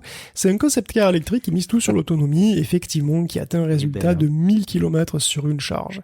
Alors, personne ne l'a testé. Mercedes n'était pas là, en fait. En CES, c'était virtuel. Donc et puis ça, en fait, c'est une estimation. Mais c'est Mercedes qui le dit, il dit que c'est complètement réaliste. Bon, voilà. La voiture consommerait donc 10 kWh au 100 km. C'est quand même remarquable parce que 10 kWh, c'est pas énorme. C'est 5 heures de chauffage d'appoint, quoi, globalement. 50 bornes, peut-être, non ? Une grosse clim, c'est 50, voilà, c'est 3 heures, c'est moins, en fait. La PlayStation 5, ça doit consommer 200 watts en charge, donc c'est 50 heures de GPS 5. C'est pas tant d'énergie que ça pour bouger un truc qui fait 1,7 tonne sur 100 bornes. T'imagines le truc, c'est incroyable. Et parce qu'elle est bien lourde, la Vision X. Et c'est parce que, très logiquement aussi, elle doit avoir une batterie de 100 kWh. Du coup. Bon, elle a aussi 117 panneaux solaires sur le toit, ça peut aider un petit peu, dans les 27 km d'autonomie supplémentaire par jour d'exposition, ensoleillée, on suppose. Bon, honnêtement, les conditions de circulation pèsent tellement dans la balance de l'autonomie, c'est peut-être un peu vain de parler autant d'un concept car que personne n'a jamais testé, mais bon voilà, c'est un concept qui fait plaisir aussi, c'est quand même pas mal. Tu sais bien que tu auras jamais une Mercedes comme ça, avec un tableau de bord constitué d'un écran 8K, mais bon, voilà, rêver n'est pas si mal. Mais il faut rêver, et puis il faut aussi montrer les bolides des futurs James Bond, tu sais, c'est probablement là où ces voitures arriveront. Alors pour le James Bond, je pense que ce sera plutôt le concept Cadillac, parce que franchement, le concept Mercedes, il est vachement sobre à côté du concept Cadillac. C'est une voiture, on dirait qu'elle est sortie de l'Altered Carbon, il y a même pas un volant, d'ailleurs, tout est auto, tout écran, elle est tout automatique. Bon voilà, tu sais, après c'est facile de faire des trucs avec des budgets illimités. Et c'est même un souci en fait, je veux dire, tout ça c'est des voitures électriques super classe et qui coûtent une blinde. Et en fait les voitures électriques de tu vois, ce genre de voitures là, c'est quand même assez cher en fait. Tesla avait promis une voiture sur les $30 000, ce qui est déjà une somme, et il y arrive pas en fait. C'est fini, les $30 000 c'est terminé. Il a même dernièrement encore augmenté le prix de son full self-driving de $2 000 de plus. Bon voilà, c'est beau, mais c'est vrai qu'encore une fois, c'est plus facile de faire un truc avec budget limité qu'avec un budget vraiment serré, quoi. Ah bon, d'ailleurs, si on parle de conduite autonome, il y avait aussi d'autres annonces. Bon, pas tout détaillé. Il y avait General Motors qui affirme qu'il allait vendre des voitures complètement autonomes vers 2025. Volvo qui compte lancer des conduites non supervisées sur autoroute en Californie. Il y a même John Deere qui a annoncé un tracteur totalement autonome. Voilà. Et c'est quand tu vois cette news, tu te dis mais comment ça se fait que déjà ça a dû arriver probablement en test bien avant, mais qu'est-ce qui fait que c'est pas le premier truc qu'on automatise comme véhicule, quoi? Parce qu'un tracteur, je pense que c'est le truc sur lequel il y a probablement le moins d'enjeux de circulation au monde et où l'utilité est la plus concrète et où finalement le paramétrage est probablement le plus simple parce que t'es dans des environnements de travail assez identifiés et assez limités finalement. Par rapport à une voiture qui roule sur la route. Ouais, enfin, le terrain, il est pas en fait, c'est pas si clair que ça, parce que il y a pas de route, en fait. Il y a pas de route, il y a pas de marquage au sol, les terrains sont accidentés, ils peuvent être finalement très variables, il y a tout ce qui concerne les intempéries. Ce que je veux dire, un tracteur, s'il y a du brouillard, il tourne quand même, quoi. Donc, je pense qu'il y a quand même pas mal de trucs, il y a aussi des gens qui passent, il y a aussi des animaux qui passent. Je sais pas, il y a quand même plein de difficultés comme ça qu'il faut quand même prendre en compte et être sûr de soi, quoi, avant de lancer un truc comme ça. Pour faire là aussi un clin d'œil autour de la conduite, et c'est un aspect de la news et c'était pas directement sur le CES, c'était un petit peu en marge, mais je sais pas si tu as suivi l'annonce de Google sur Radar, qui est sa proposition d'un standard open source pour les technologies radar, donc ouvertes. Ils ont voulu s'appuyer sur leur travail autour de Soli notamment, cette technologie radar qu'il y avait dans un pixel, si je dis pas n'importe quoi, et puis probablement sur leur travail dans les radars pour la conduite autonome. Et ça me faisait penser encore une fois que l'enjeu du radar était probablement plus important qu'on ne le pensait. J'ai eu envie de creuser, j'ai pas eu le temps, mais il y a ce standard d'API qui a été présenté par Google qu'il faudra qu'on arrive à creuser. Je sais pas si tu l'avais vu passer, non? On va parler du radar, on va parler d'un radar étonnant dans le dernier truc là, dans la dernière section. Bon, alors on va se le garder pour plus tard. Au passage, il y a aussi les trucs qui sont plus critiquables autour du CES. Guillaume, t'as malheureusement le petit côté sarcastique de cette revue qu'il faut souligner. Oui, prenons du recul, parce que toutes ces paillettes ne doivent pas nous faire oublier notre esprit critique. C'est pour ça que j'ai bien aimé, moi, l'initiative des 6 militants pour le droit à réparer qui ont décerné les prix des pires produits du CES. Et au top du palmarès des pires produits, donc de repair.org en fait, on a la Mercedes EQS, donc pas le concept car qui est EQXX, mais celle qui est une vraie voiture qui s'appelle EQS. Alors c'est une voiture électrique, tout ce qu'il y a de plus réel, et qui renvoie un message d'alerte menaçant parce qu'on essaye d'ouvrir le capot. Et oui, le message donné par la voiture est clair. Seul le personnel spécialisé et qualifié devrait ouvrir le capot, l'accès par l'utilisateur n'est pas permis. Voilà, donc Mercedes c'est un ingénieur Apple qui les a avec le droit à réparer, mais oui, c'est exactement ça, on peut même pas ouvrir le capot de sa propre voiture. C'est vrai que les voitures électriques, toujours plus informatisées jusqu'à l'autonomie complète, un jour peut-être on se voit bien dans un futur où on aura la même problématique avec les voitures qu'on a pour les tablettes ou les PC vraiment très modernes, voilà, aujourd'hui, quoi. C'est-à-dire des trucs monoblocs, impossibles à ouvrir, où on n'est pas censé intervenir, où on serait des purs utilisateurs. Avec un marché du jailbreak, tout à fait. Et voilà, un truc où on serait de purs utilisateurs et où on laisserait tout le pouvoir et toute la latitude aux constructeurs, voilà, de dicter toutes les lois qu'ils veulent, quoi. Alors c'est déjà largement le cas avec les tracteurs, d'ailleurs, et en particulier John Deere, qui est très connu pour verrouiller arbitrairement ses machines aux dépens des clients, qui sont totalement captifs, puisqu'en plus il est en situation de quasi-monopole. Donc John Deere, qui annonce un tracteur autonome, justement c'est le choix de 2 juges. D'après eux, il y aurait pas beaucoup plus inquiétant comme nouvelle, je cite, que d'avoir une boîte qui est rapace, qui lutte de toutes ses forces contre la syndicalisation, contre le droit à réparer, qui traite par-dessus la jambe la problématique de la sécurité, et que cette boîte propose un tracteur totalement automatisé et donc totalement sous son contrôle, alors que c'est une boîte à laquelle on laisse globalement les clés d'un secteur entier, secteur légèrement essentiel de la production de nourriture. Bon, donc c'est effectivement John Deere, bon, on n'a pas vraiment beaucoup parlé parce que les tracteurs, c'est pas forcément notre truc, mais il y aurait beaucoup à dire effectivement sur John Deere. Donc sinon, évidemment, il y a un juge a particulièrement apprécié l'ampoule qui espionne les gens qu'elle voit en permanence, qui mesure la température, le rythme de sommeil, le rythme cardiaque, mais voilà, qu'il faut aussi détecteur de présence, bien entendu. Donc en gros, c'est un gros mouchard caché dans les lampes, qui stocke des données, d'ailleurs on ne sait pas trop où, et bien sûr, sous couvert de, c'est pour savoir si mamie est tombée. Ce truc est un mouchard parfait et invisible, qui est installable n'importe où, dans des bureaux, sur les paliers, dans des lieux publics, mais bon, apparemment, OSEF. Dans le même genre, on a le réveil Alexa. Il y a des services RH qui ont commandé, je crois, des masses de ce produit. Comme c'est étrange. C'est franchement... Je suis ironique, évidemment. Oui, pour l'instant. En tout cas, dans le même genre, il y a le réveil Alexa de Lenovo, puisque quoi de mieux qu'un truc qui se réveille aléatoirement quand tu parles ou que tu regardes une vidéo, et qui envoie tout dans le cloud après, pour préserver l'intimité de sa chambre à coucher, ça c'est vrai que c'est sympa. Puis bien sûr, il y a aussi les TV NFT. Voilà, Samsung fait partie du lot. Hein, c'est sans doute le premier truc que tu aurais sorti si on t'avait demandé, non, je suppose. Probablement. Les Razzie Awards du CES, la télé NFT, ouais, c'est probablement. Voilà, qu'est-ce qu'un agrégateur de NFT fait dans une télé? Bon, écoute, on sait pas trop, mais c'est pas grave. Il était là parce que la feuille de route du service marketing avait envie de cocher la case NFT pour les produits à sortir, à annoncer en ces débuts d'année. Et puis on peut peut-être conclure. Est-ce que tu as des éléments un peu excentriques, on va dire, des trucs qui font quand même ouvrir les yeux bien grands? Oui. Bah il y a les robots, mais on va se garder les robots pour la fin parce qu'avant il y avait des trucs plus marrants aussi. C'est inépuisable. Tu sais, il y a des trucs. C'est ce qu'on aime dans ces salons. J'aime ça. Oui. Et puis bon voilà, et puis il y a des trucs qui moi me parlent particulièrement en tant que cible. Par exemple le Color Sonic de L'Oréal. Parce que moi, quand j'ai besoin de me faire une couleur, c'est toujours compliqué. Tu vois, le mieux, c'est d'aller au salon, bien sûr. Mais bon, faut trouver le temps, c'est assez cher.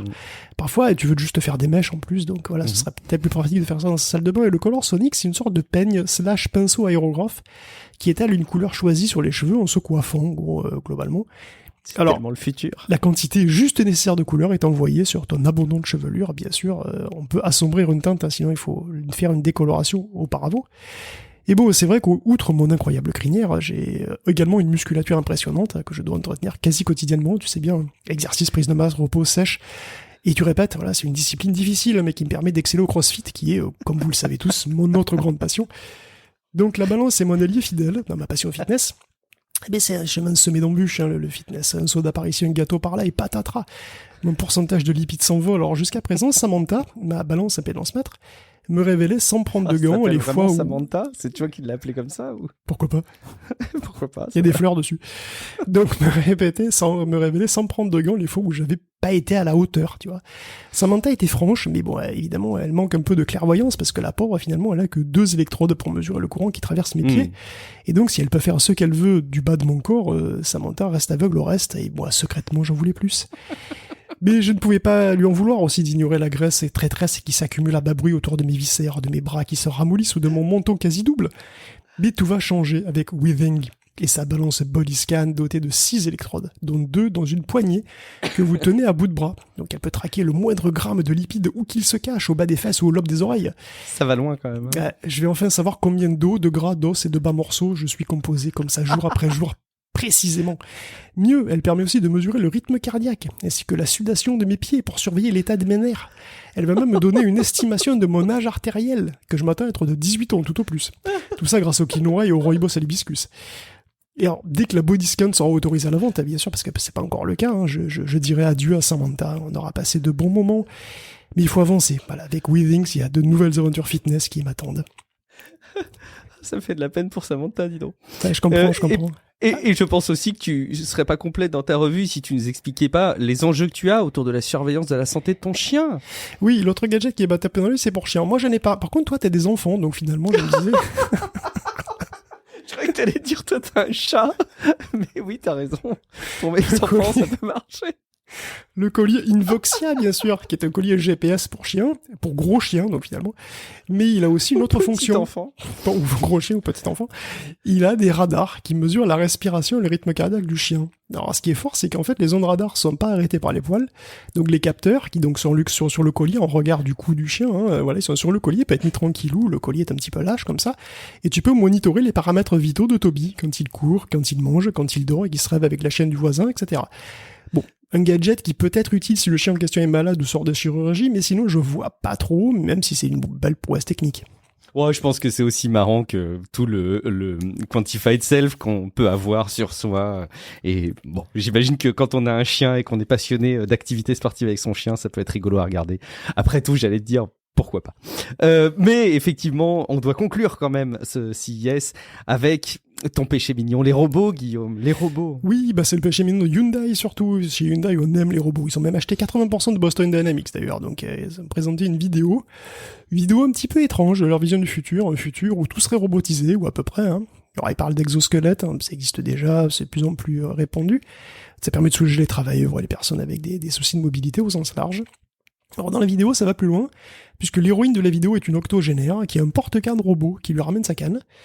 Ils ont aussi un concept très science-fiction, quand même, c'est une sorte de pod, qui serait une sorte de voiturette autonome monoplace, en fait une chaise roulante électrique robot, mais avec un carénage, avec une coque. Et ça pourrait se déplacer, à une certaine vitesse dans la rue. Et ça aura une certaine portée, et puis si elle veut aller plus loin, un pod s'intégrerait à un bus à pod, une sorte de petit vaisseau mère pour les pods. Donc on imagine que ça revient à voyager en bus, chacun dans un tube à roulettes. Donc je vous laisse juger si c'est une dystopie ou une utopie, je sais pas trop, ça doit dépendre des gens. Au-delà, la bande-annonce, qui ressemble quand même à une préquelle d'Horizon Zero Dawn, y avait quand même des trucs marrants et intéressants finalement, puisque Hyundai a une vision modulaire du robot. Donc au début, il y a la roulette. Voilà. Une roulette omnidirectionnelle électrique autoportée avec suspension, qui peut, avec des copines évidemment, et des capteurs, littéralement mettre n'importe quoi sur roulette. Donc voilà, le but c'est d'animer n'importe quoi. Des chaises, des tables, des écrans, des meubles. Tout pourrait bouger selon les besoins. Les roulettes ont des suspensions, et pour être tout terrain, elles peuvent tourner à 360 degrés et de haut en bas aussi. Donc elles sont prévues pour être vraiment très très versatiles. C'est une plateforme qui s'appelle Plug and Drive. Et bien sûr, 2022 oblige. Hyundai nous explique aussi qu'ils sont une boîte du métavers puisqu'ils envisagent les robots comme des avatars physiques, ce qui revient à reformuler juste la téléprésence et l'intervention à distance qui existent depuis des lustres, mais bon voilà, en tout cas on souhaite à Hyundai d'avoir de la chance pour sa roulette. Mais bon voilà, c'est vrai que parfois les robots les plus utiles sont peut-être les plus simples. Donc le dernier truc du CES qu'on va citer ce soir, ouf, c'est le robot table de Labrador. C'est une table qui s'appelle le Retriever, parce qu'évidemment la marque s'appelle Labrador, et c'est une petite table basse, ou une petite étagère, comme on veut, sur roulette, qui peut aussi monter et descendre un petit peu. Elle a même une petite lumière, voilà, et un petit écran de contrôle sur le dessus. Elle peut vous amener des trucs, pourvu que ce soit même un peu prévu pour. Elle peut prendre avec des petites papates, avec des trucs sur les tables, des petits je vais y arriver, des petits plateaux par exemple. Et donc évidemment elle peut te suivre, elle peut être appelée via Alexa. Alors évidemment c'est pas pour tout le monde forcément, puisqu'en gros c'est juste une table à roulettes qu'on pourrait facilement manipuler soi-même, mais ça c'est si on va bien. Si on a une mobilité réduite, un handicap, ou si on est très âgé, le fait qu'elle bouge toute seule et qu'elle puisse venir donc en complément comme ça, en appui, ça doit vraiment changer la vie quoi. Donc c'est un robot pas particulièrement sexy ou foufou, mais voilà il existe déjà, et puis là il semble vraiment utile. Donc c'est peut-être un des meilleurs trucs du CES. Il faut de la place quand même chez soi. Je pensais aussi à des usages dans des hôpitaux par exemple, ou dans des maisons pour personnes telles que des seniors par exemple. J'imagine que ça peut laisser aussi plus de temps pour le personnel avec des tâches à plus forte valeur ajoutée que simplement amener et retirer un plateau, et peut-être passer plus de temps un peu plus épanouissant et qui développe la santé physique et mentale. Écoute, merci beaucoup pour ta revue de ce CES 2022. On a eu vraiment plein les yeux. Je vous dis, c'était une belle session. Il nous reste quand même un petit peu de temps, Guillaume. Donc, ce que je te propose, c'est qu'on ne déroge pas à notre habitude, qui est quand même de terminer un épisode de Tech Café en parlant un peu de jeux vidéo. Et dans cet épisode, tu vas commencer par... alors, je dois te raconter une petite anecdote quand même. C'est que dans l'épisode avec Cassim qu'on a fait la semaine dernière, on parlait un petit peu de PlayStation, et puis après l'enregistrement de l'émission, il me disait vraiment ce que j'attends énormément moi, c'est des annonces autour du PlayStation VR, la nouvelle version, ce casque de réalité virtuelle qui devrait arriver avec la PlayStation 5 cette année, mais je sais pas quand est-ce qu'ils vont annoncer des choses. Et patatras, le lendemain matin, qu'est-ce que je vois pas dans mon fil d'actualité? Les annonces de l'officialisation de ce PSVR 2, Guillaume. À quoi ça ressemble? Mais oui, parce que t'es gentil, en fait, on n'a plus du tout de temps, mais c'est pas grave. Donc, mais le PlayStation VR 2... On a toujours du temps pour les jeux vidéo. Oh, mais bien sûr. Donc, le PSVR 2 a été annoncé, et surtout les specs, donc ça y est, on connaît les caractéristiques, et donc, il s'appelle le PSVR 2, comme c'est étrange. Donc ce sera un affichage OLED avec du 2000 par 2040 par œil, donc en gros c'est 4 fois mieux que le premier. On a un taux de rafraîchissement de 90 à 100 Hz, on a 110 degrés de champ de vision, c'est aussi mieux que les 90 je crois du dernier. Bon, capteur de mouvement inside out, comme tous les casques, on va dire tous les casques modernes. On a aussi alors on a des trucs, on est un trait microphone sur petit casque, etc. Je vais pas vous faire le truc. On a donc les fameux manettes Sense qui sont en retour haptique aussi pour les mains. Et il y a deux choses qui, je pense, un petit peu vont quand même distinguer le PSVR 2 de l'Oculus Quest 2, auquel finalement pour le moment il ressemble beaucoup, à le dire comme ça. C'est d'une part le suivi du regard. Donc il y a une caméra infrarouge à l'intérieur qui suit les yeux.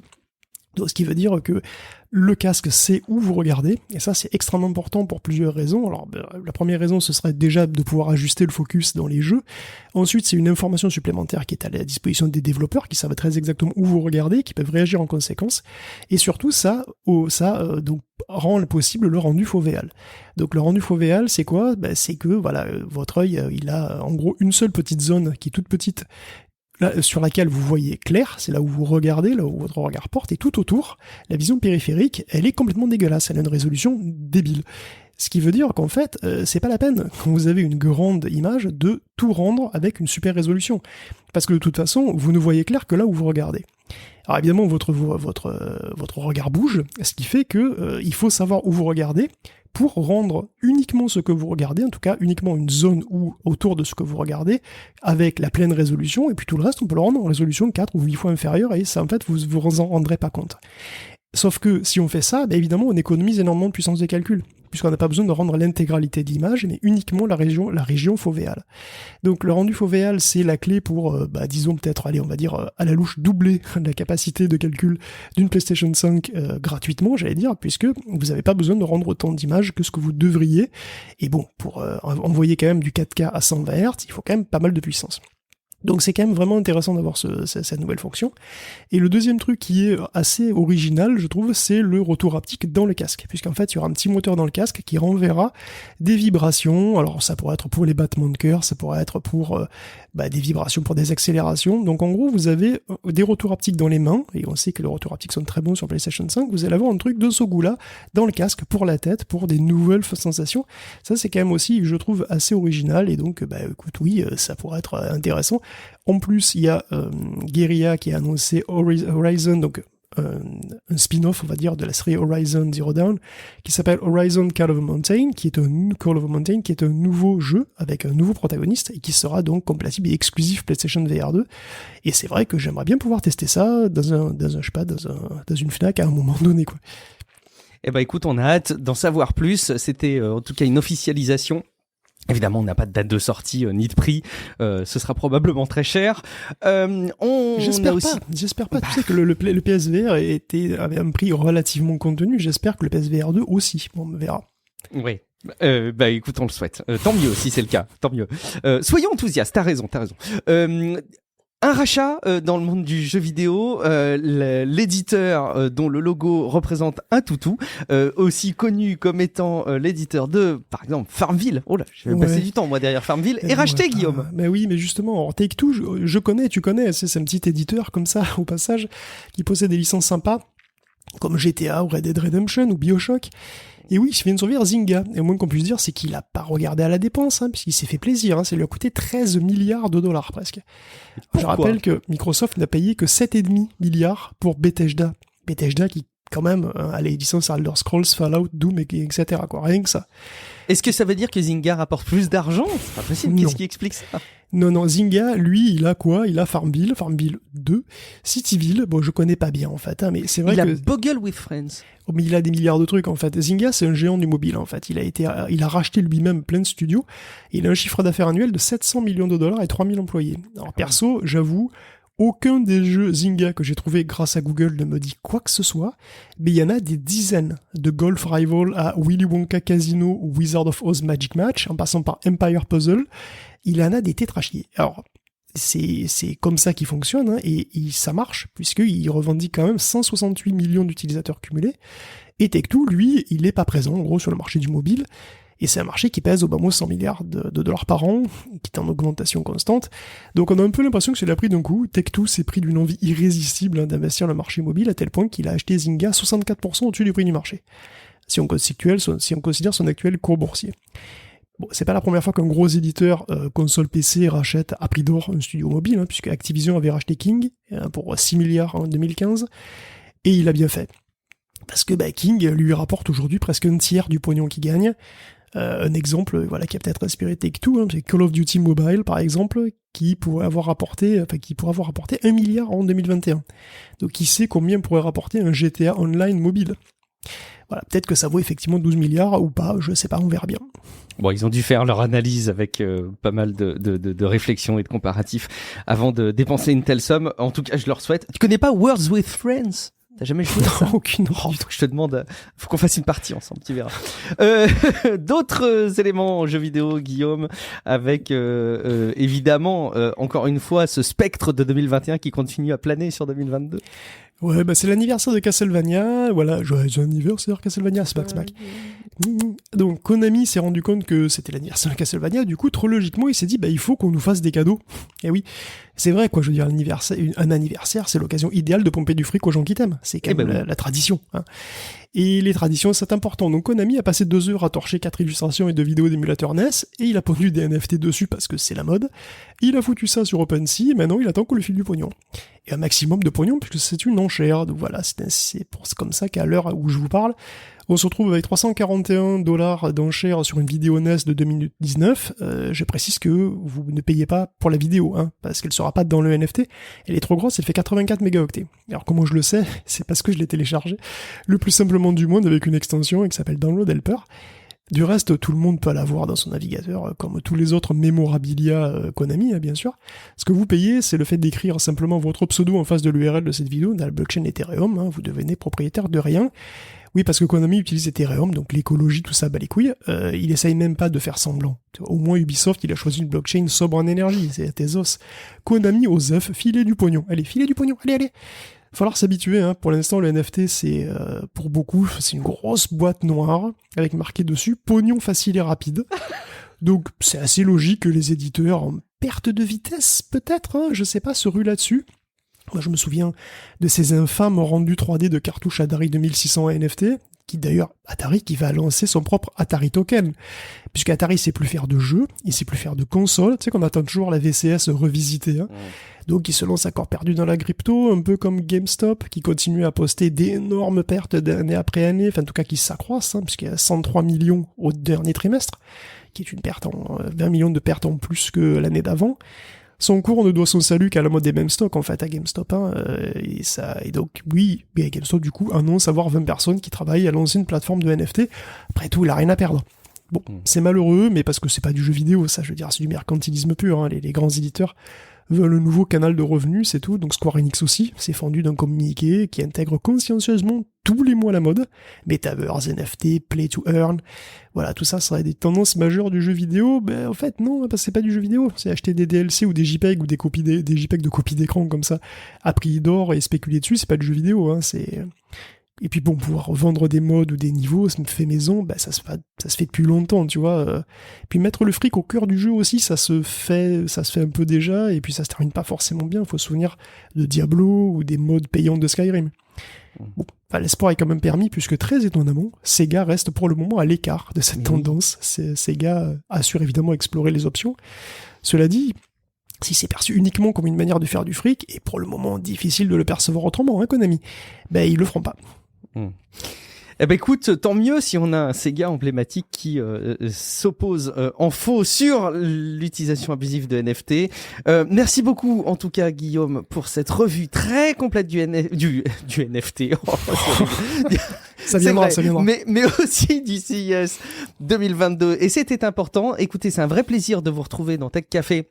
Avec un format classique, habituel, on est reparti pour une nouvelle année, je suis sûr, captivante.